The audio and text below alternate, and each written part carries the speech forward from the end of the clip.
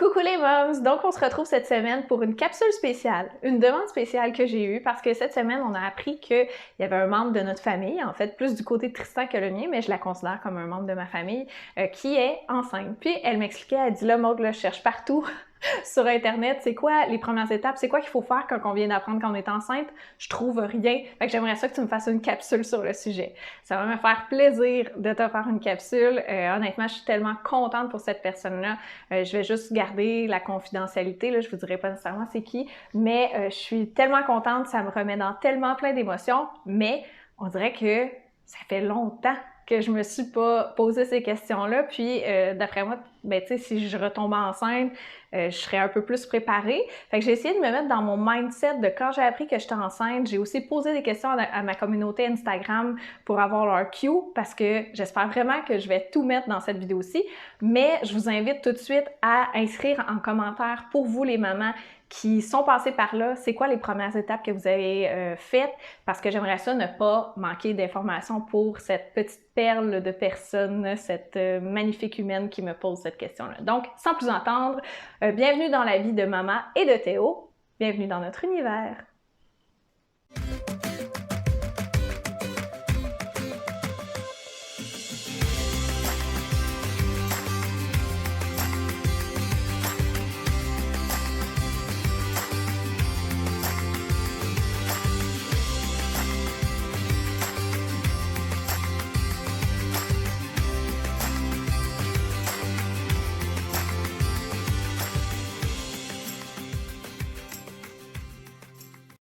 Je tiens juste quand même à vous faire un petit avertissement. Moi, je suis juste une maman qui vous explique son vécu. Je suis en aucun cas un professionnel de la santé ou une professionnelle dans ce domaine-là qui vous conseille sur quelque chose à faire. Je suis pas une experte là-dedans.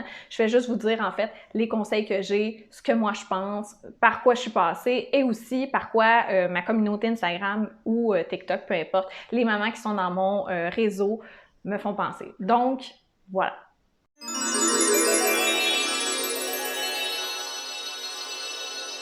La première étape vient d'Instagram et je l'adore. La première étape est ne pas paniquer. Je trouve ça écœurant. En fait, moi, je me souviens que quand j'ai fait mon test de grossesse, là, j'étais toute seule. Donc, la première personne à qui je l'ai dit, c'était Tristan, évidemment. Mais je voulais le dire à ma sœur, je voulais tellement le dire à ma sœur. Puis là, ça, c'est des choses que j'ai déjà parlé dans d'autres vidéos. Donc, je vais mettre les liens des vidéos pour que vous ayez les versions complètes de tout ça. Mais une décision que j'ai prise, que j'ai pas regrettée, c'est d'attendre avant de le dire à tout le monde, de pas le dire en texto ou par appel. Donc, on a vraiment attendu d'être face à face pour le dire à nos proches. Donc, c'est aussi quelque chose que je pense que c'est beau à vivre ensemble. Fait que je vous le conseille. Mais tu sais, ça, c'est vraiment libre à vous, en fait. Donc, moi, j'ai attendu avant de le dire à mes proches. Mes proches, je leur ai dit assez rapidement. La raison est que je voyais des vidéos de femmes qui avaient perdu, de mamans en fait, qui avaient perdu leur bébé, puis qui disaient à plusieurs reprises, en fond, ils ont fait plusieurs fausses couches, puis ils disaient maintenant, à chaque fois que je sais que je suis enceinte, je le dis à mon entourage parce que je préfère leur dire que je l'ai perdu que leur annoncer que j'étais enceinte et que je l'ai perdu. Je préfère avoir mon support system autour de moi, ma famille, mon réseau. Je préfère qu'ils soient là et qu'ils soient au courant de chaque étape. Puis je me reconnaissais beaucoup là-dedans. Fait que moi, je l'ai dit quand même tôt. Je le savais à genre 3 semaines de grossesse que j'étais enceinte, puis je l'ai dit tôt. Mais je l'ai pas dit à toutes notre gros entourage, tout Facebook, tous les réseaux sociaux, avant d'avoir mon échographie, je pense à 12 ou 13 semaines. Donc, on a attendu. Dans le fond, on l'a annoncé sur les réseaux sociaux en même temps qu'on a fait le gender reveal. Fait que même, je pense, même après ça, je pense que c'était à la 2e écho. Bref, de retour aux choses concrètes. Vous le savez, moi, je mets tout le temps un peu plus de chair autour de là. Si vous voulez juste les points, tac, tac, tac, je vais les mettre dans la description. Mais voilà, je vous donne mon point de vue aussi là-dessus puis tout. Donc, la 2e étape, ce serait, après ne pas paniquer, ton suivi. Est-ce que tu vas être suivi avec une sage-femme en maison de naissance? Est-ce que tu vas être suivi par un médecin? Un gynécologue, ton médecin de famille, là, moi, ça, je m'embarque pas dans les détails de tout ça. Moi, je sais que j'ai mon médecin de famille et il ne faisait pas de suivi de grossesse, donc j'ai été suivie par un médecin et non un gynécologue. Mais ça, c'est ma réalité à moi. Puis, finalement, avec mes fibrons, mes ci, mes ça, là, j'ai un petit gynécologue qui est rentré un petit peu, mais pas mal plus vers la fin. Bref, je suis allée vers le médecin, mais au début, j'étais vraiment très ambivalente entre la maison de naissance et le médecin. Là, ce que je vous dis présentement, ce ne sont pas des faits coulés dans le béton, ok? Moi, ce sont du vécu que j'ai entendu de d'autres mamans. Fait que je vous invite sincèrement à aller faire vos recherches si la maison de naissance vous intéresse, de faire des appels, de vous intéresser à ça, puis de faire vos recherches vous-même, parce que c'est pas des faits véridiques à 110%. Là, ce que je vous dis, c'est vraiment juste des expériences que j'ai entendues, puis c'était les raisons pourquoi la maison de naissance m'intéressait. Donc, j'avais entendu dire que, par des mamans qui sont allées en maison de naissance, que le suivi est beaucoup plus... je veux pas dire complet parce que c'est différent. Le suivi est très différent. C'est juste que avec le médecin, si on compare avec le médecin, moi, mon premier rendez-vous, il a pris 1 heure. Après ça, j'avais plus de rendez-vous d'1 heure. C'était des rendez-vous de 20 minutes, gros max, là, tu sais. Puis c'était correct, j'avais un très bon suivi, j'ai été très bien suivie. Si vous avez vu mon vidéo sur les fibromes, vous savez qu'il y a eu quelques petites lacunes à ce niveau-ci, mais c'est dans sa spécialité, elle n'était pas gynécologue, là. Donc, tu sais, mon suivi avec mon médecin pour ma grossesse s'est très bien déroulé malgré tout. Par contre, comme c'était ma première grossesse et j'avais énormément de questions, j'aurais aimé avoir des rencontres plus longues, ce que j'aurais eu en maison de naissance. Donc, en maison de naissance aussi, premier rendez-vous, ils veulent que les 2 partenaires soient présents, ils veulent vraiment vous poser énormément de questions, ils veulent vous connaître. Chose aussi que je trouvais intéressante d'une maison de naissance, peu importe quand tu appelles, tu as quelqu'un qui va te répondre, qui va pouvoir t'aider et qu'ils connaissent majoritairement tous les dossiers de ce que j'ai entendu dire. Est-ce que ça veut dire que si j'avais appelé à l'unité familiale, à l'hôpital, ils m'auraient pas répondu? Pas du tout. Pas du tout. C'est juste que avec une certaine équipe que tu es habitué, moi, j'aurais été plus à l'aise. J'ai jamais eu vraiment besoin d'appeler au milieu de la nuit, mais dans mes premiers temps de grossesse, je m'imaginais appeler à n'importe quelle heure, là. Bon. Donc, il y a ça, puis aussi l'aspect de naissance qui m'intéressait, donc accoucher dans... accoucher dans l'eau, j'aurais aimé ça. J'avais vraiment l'aspect, je voyais l'accouchement comme une expérience très stressante pour moi, oui, mais pour Mathéo. Fait que je voulais vraiment comme limiter ça au minimum finalement. Puis je me disais que d'accoucher dans l'eau, c'était la façon la plus comme... Pour moi, c'était la façon la plus douce d'accoucher. Finalement, après avoir accouché à l'hôpital, je peux vous dire que Mathéo n'était pas stressé. Là, je vous parle de ma situation à moi, bien sûr. Il n'y avait pas de stress, il était tout était beau, même s'il n'a pas accouché dans un bain, là. Bon. Puis si vous voulez aller en maison de naissance, faites-le le plus rapidement possible. Donc, c'est quelque chose qui se book genre vraiment vite, là, puis il n'y a pas tout le temps de la place partout. Donc, si c'est quelque chose qui vous intéresse, faut le booker le plus rapidement possible. Là, je vais comme mettre de côté l'aspect maison de naissance parce que je peux pas vous parler en connaissance de cause. Je l'ai pas fait puis je suis pas à l'aise de vous dire ces choses-là comme je l'ai pas fait. Fait que je vais vraiment plus me transposer dans ma réalité qui était à l'hôpital.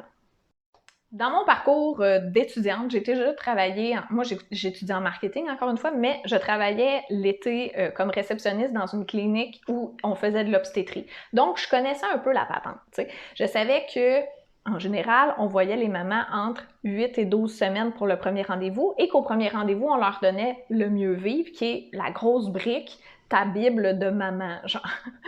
Puis, c'est là qu'en fait que tu as tout, dans le mieux vivre, là, tu vas avoir toutes les informations dont tu as besoin. Donc là, je sais que présentement, tu te sens perdu, mais quand tu vas avoir ton premier rendez-vous, tu vas être super bien encadré, puis ça va déjà te donner un petit boost de confiance, de contrôle de la situation. Donc, moi, j'avais 3 semaines de grossesse. J'ai tout de suite appelé, puis j'étais vue dans la même clinique. Mon médecin de famille était à la même place que le médecin qui a suivi ma grossesse à la clinique. Donc, ça s'est fait simplement. Mais si vous n'avez pas de médecin de famille, il va falloir que vos recherches soient un petit peu plus poussées, je crois. Mais en général, des femmes enceintes, ça se fait voir assez rapidement. Ça n'a pas été mon cas parce que moi, je connaissais la date de mes dernières menstruations, mais si jamais vous ne les connaissez pas, ils peuvent vous faire une échographie qui est en fait, l'écho-datation finalement.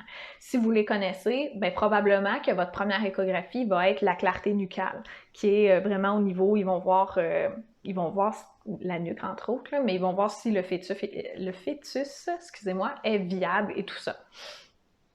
Donc, un petit truc que les mamans m'ont dit, tu sais, si t'es pas sûr de tes dernières menstruations, tu vas pouvoir avoir un écho plus rapidement aussi. Fait que là, je vous dis pas de glitcher le système, là, je vous dis juste que, honnêtement, je pense que ce serait mon cas parce que j'ai été chanceuse de savoir mes dates de dernière menstruation parce que ça fait très longtemps que je suis sur le stérilet. Bref. Fait que, si vous ne le savez pas, il n'y a pas de stress. C'est ça un peu mon point. Il n'y a pas de stress à avoir. Si vous ne savez pas c'est quand vos dernières menstruations, c'est pas grave. Ils vont pouvoir vous faire une échographie de datation pour voir si vous êtes rendu à combien de semaines de grossesse finalement. Fait que tout va bien. Je veux vraiment que vous soyez dans le calme, OK? Parce que je sais, moi, je trouvais que le pire, là, c'était les premières semaines de pas savoir si t'es vraiment enceinte, de pas savoir qu'est-ce qui se passe, de pas savoir comment tu peux te préparer, de pas savoir rien. Fait que je trouve qu'on est vu tard quand même, parce que 10 semaines, quand tu le sais à 3 semaines, c'est long, mais en même temps, ça fait partie du processus, puis c'est correct aussi, là. On dirait que je regarde maintenant puis je me dis, bon, je m'inquiétais pour rien, mais je me mets à votre place et je comprends l'inquiétude, là. Donc là, je vous dis, j'étais ambivalente avec la maison de naissance pour l'encadrement, j'étais allée avec le médecin, mais j'aurais peut-être aimé ça quand même essayer en maison de naissance. Vous allez me dire, mais pourquoi t'as pas pris une doula? Ça, c'est mon plus grand regret de ma grossesse, honnêtement. Moi, je pensais, j'étais la première à dire que c'est une perte d'argent, ça coûte extrêmement cher pour rien. J'ai pas envie qu'elle soit là à mon accouchement. Bref, la liste est longue, OK? D'abord, une doula, c'est pas obligatoirement là à l'accouchement. Moi, je savais pas. C'est moi là, qui ai mal fait mes recherches et ou qui a été approchée par les mauvaises doulas parce qu'il faut aussi que le fit soit bon. Donc, c'est comme n'importe quel coach, peu importe, là c'est parce que j'ai de l'entraînement en tête, là, mais faut que tu aies une belle relation avec cette personne-là, faut que le fit soit bon, puis probablement que j'ai pas trouvé ma personne à moi. Mais quand ce sera à refaire, parce que oui, c'est dans nos plans, c'est sûr que je vais me chercher une doula pour tout l'aspect qu'elle peut m'apporter. Je pense que ça vaut beaucoup plus que l'investissement. Il y a des modalités de paiement, il y a beaucoup de choses qui peuvent vous aider en fait avec des doulas. Ils sont vraiment plus là pour nous que pour l'argent, honnêtement.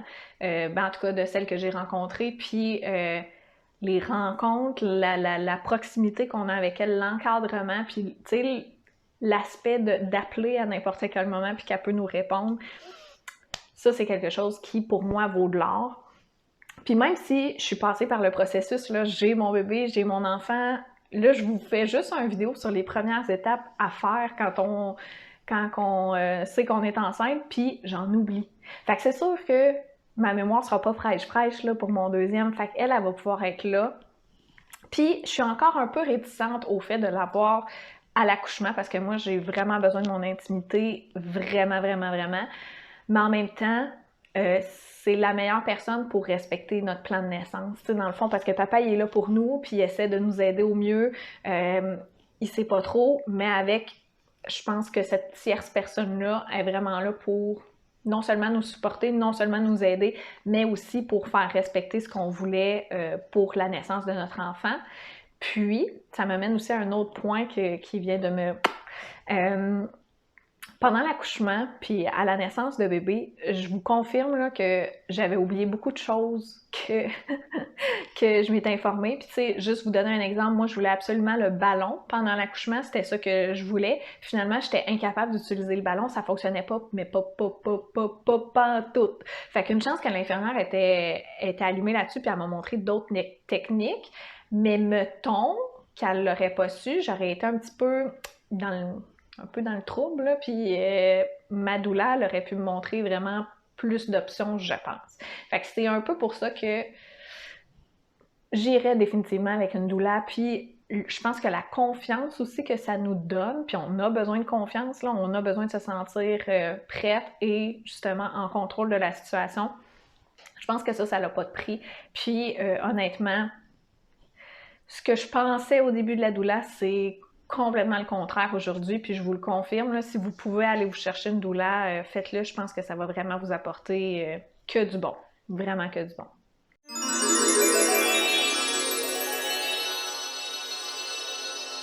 Autre que la doula, parce que bien sûr, je suis totalement consciente que monétairement, c'est pas possible pour tout le monde. Il y a beaucoup de choses, de support qu'on peut aller chercher ailleurs finalement. Je sais pas si vous connaissez l'application Grossesse Plus. Moi, ça, là, c'est mon coup de cœur. J'ai pratiquement pas ouvert mon mieux vivre. Moi, le mieux vivre, c'était trop de lecture plate, linéaire. Fait que l'application Grossesse Plus m'a donné cette alternative-là. Tu suis ton bébé, puis ton évolution à toi aussi, à toutes les semaines. Tu as beaucoup d'articles aussi là-dedans. Je me souviens qu'il y en avait même sur la COVID pendant que j'étais enceinte parce que c'était comme dans le temps de tout ça. Il y a des articles de blog, il y a ton suivi personnalisé dans le fond.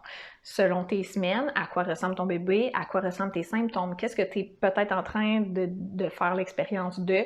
Puis même si tu as une grossesse multiple, il y a aussi une section spécialement pour ces mamans-là qui ont une grossesse bien différente d'une maman qui a une grossesse d'un seul bébé.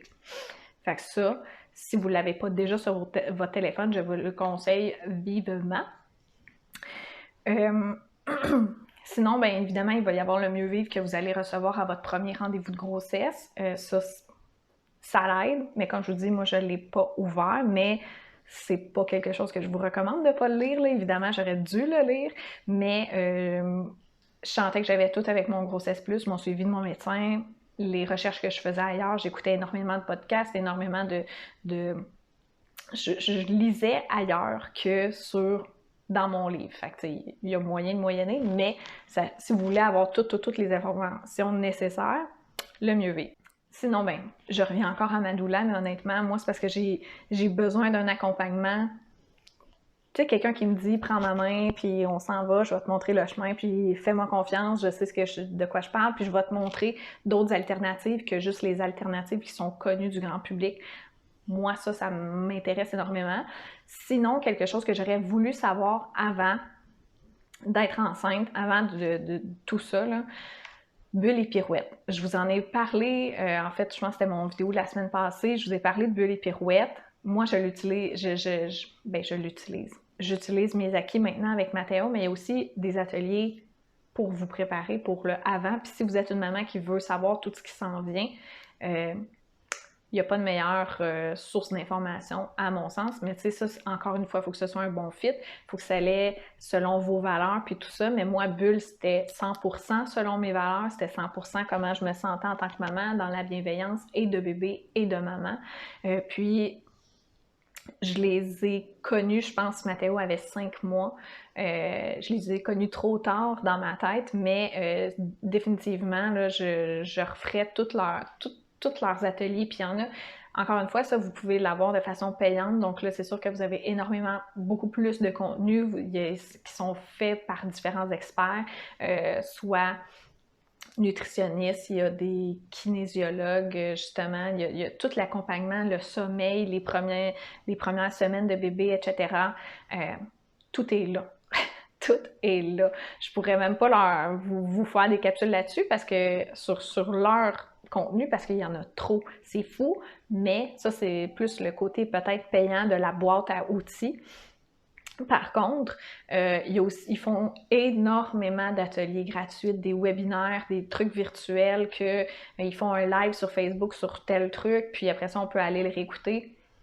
Fait que même si vous n'avez pas nécessairement les moyens de vous payer tout ça, parce que je comprends là, cette réalité-là, je la comprends tout à fait, c'est possible d'avoir accès à leur savoir, puis elles sont vraiment très, très, très accessibles.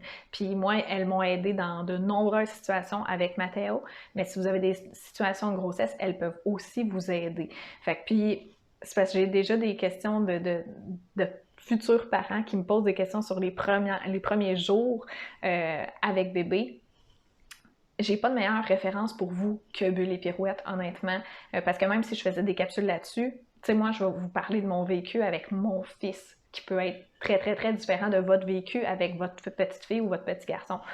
Donc, c'est eux autres les experts. Fait que si on wrap up tout ça, là, ce qu'il vous faut, l'application Grossesse Plus, vous allez recevoir votre mieux vivre. Allez vous abonner aux pages Facebook de Bulle et Pirouette, puis une doula.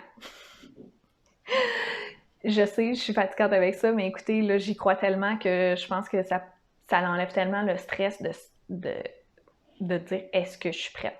Est-ce que je suis préparée? By the way, on n'est jamais prêt, mais ça peut nous faire sentir comme si on l'était un peu plus.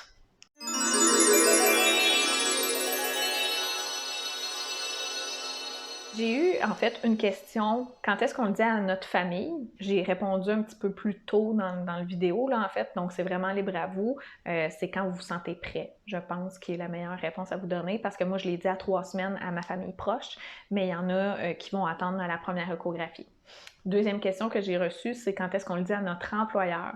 Fait que ça, je mets ces deux questions-là ensemble parce que je trouve qu'elles se ressemblent un peu, je vous explique. Dans le fond, je ne peux pas répondre à cette question-là. Quand est-ce qu'il faut que je le dise à mon employeur? La meilleure ressource sur laquelle vous fiez, ce serait d'appeler à la CNESST pour demander, expliquer votre situation.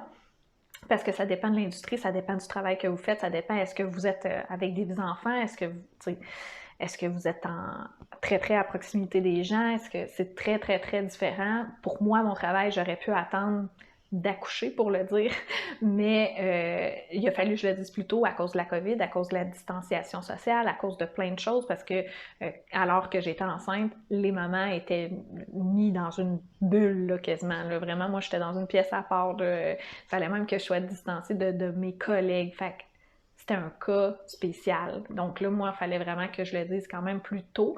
Mais mettons qu'on s'enlève de la COVID et de tout ça, puis qu'on se met la tête ailleurs. J'aurais pu attendre ma première écho, mettons, pour le dire.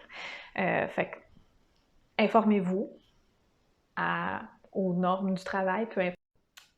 C'est pas vraiment une étape, mais je voulais comme l'imbriquer quelque part dans la vidéo parce que c'était quelque chose que je voulais savoir finalement, moi, à 3 semaines de grossesse. T'sais. Je me disais, ça y est, il faut que je prépare mon shower, il faut que je prépare mon sac d'hôpital, il faut que je prépare.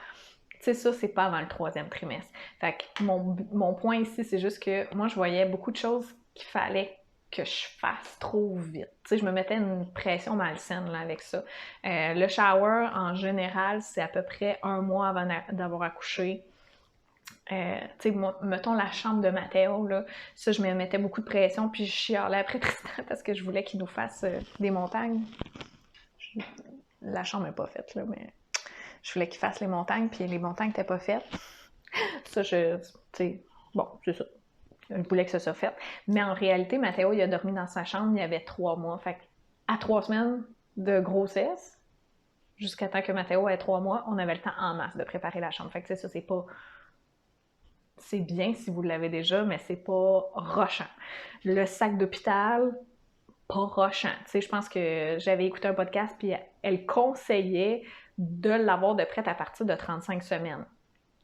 Le shower, si vous voulez par contre préparer tout ce que vous aurez besoin, bien, je vais vous mettre mes vidéos là-dessus dans la barre de description parce que j'ai fait en fait ma liste d'essentiels pour newborn, donc ce que vous pouvez en fait utiliser pour votre shower, puis tout ça. Vous pouvez monter votre panier en fait sur Amazon, vous pouvez le monter sur différents sites, puis les gens invités à votre shower, on va avoir accès à votre boutique puis vont pouvoir acheter ce qui vous intéresse. Ce que moi je trouve qui est super intéressant parce que ça l'empêche les doublons, puis 2, ça vous permet d'avoir exactement le produit que vous voulez. Ça a l'air vraiment niaiseux et capricieux, dit comme ça, mais je vous garantis que ça ne l'est pas. Là, quand on est dedans, c'est une autre histoire. Fait que, tu sais, dans le fond, tant qu'à faire acheter le monde, vas-y selon ce que tu as besoin, puis, tu sais, c'est ça. Écoute-toi. C'est un peu ça mon conseil ici. Prépare tes affaires lentement mais sûrement. Je vais vous mettre en fait dans la barre de description des podcasts que je vous conseille pour en apprendre un peu plus. Évidemment, vous pouvez me poser des questions à moi, puis je vais essayer de faire des vidéos au fur et à mesure sur le sujet que vous voulez qu'on jase, mais c'est sûr que moi, ça fait un petit bout là, que je suis passée par là, puis pourtant ça fait pas si longtemps que ça. Sinon, j'avais un dernier conseil pour vous, dormir. Ça vient d'une de mes amies sur Instagram, puis elle dit, première étape à faire quand tu sais que tu es enceinte, dors, dors, dors, profite du temps que tu as pour dormir. Donc, je sais que ça peut sembler très, très court comme étape à faire quand tu sais que tu es enceinte, mais je pense que c'est les principales. J'invite quand même les mamans qui sont passées par là à commenter ce que vous... Parce que sincèrement, c'est sûr que j'en ai oublié là, des étapes, mais si vous avez des petits cues pour des futures mamans, inscrivez-les dans les commentaires, ça va tellement les aider. Ça va les aider à se sentir plus prêtes puis plus en contrôle de tout ce qui se passe. Encore une fois, moi, le but en fait ici, c'est vraiment de vous dire... Je sais que c'est stressant, je sais qu'on est un peu dans le néant jusqu'à notre premier rendez-vous, mais après le premier rendez-vous, vous allez vraiment plus vous sentir, vous allez avoir du matériel pour vous aider, vous allez avoir quelqu'un pour vous aider à cheminer, vous guider. Elle va pouvoir vous dire quoi faire, quand le faire, si vous avez des tests à aller passer, si vous avez des rendez-vous à vous booker, elle va vous le dire, puis elle va vous le dire d'avance pour que le service dont vous avez besoin soit disponible. Donc, pas de panique, ça va bien se passer. Dès que vous allez avoir votre premier rendez-vous, vous allez déjà vous sentir mieux. Par contre, si vous voulez quand même compléter tout ça, si vous voulez déjà prendre l'avance, je comprends. Ce que je vous suggère, faites vos recherches pour une doula. Si la doula ne vous intéresse pas, je vais arrêter de vous en parler. Allez voir les réseaux sociaux de Bulles et Pirouettes, commencez à écouter des petits webinaires, commencez à regarder leur site web aussi, dans le fond, regardez ce qu'elles offrent, puis comment que ça pourrait vous aider. Puis, ou autre chose que je n'ai pas dit, inscrivez-vous sur des groupes de mamans. Il y a énormément de groupes de mamans qui existent. Ça va déjà pouvoir vous aider. Il y a des groupes d'allaitement aussi, si l'allaitement vous intéresse, puis vous allez déjà pouvoir comme screener tout ça. Si vous avez des questions qui vous pop-up comme ça, vous allez pouvoir les poser sur le groupe. Il n'y a pas de questions niaiseuses. Puis c'est ce que je trouve beau des communautés sur Facebook, c'est quand, en tout cas la plupart, là, dans celles que je suis dedans, même si ta question peut te sembler niaiseuse, elle ne l'est pas, puis il y a quelqu'un qui va prendre le temps de te répondre. Puis c'est des mamans qui ont vraiment le cœur sur la main parce qu'elles nous partagent leur vécu, puis elles y vont vraiment de façon transparente pour nous aider quand on est dans le doute, dans l'incertitude, puis qu'on a besoin de conseils. Fait que ça aussi, ça peut aussi t'apporter un petit boost de confiance de plus, puis de se sentir supporté. Tu peux pas être trop supporté.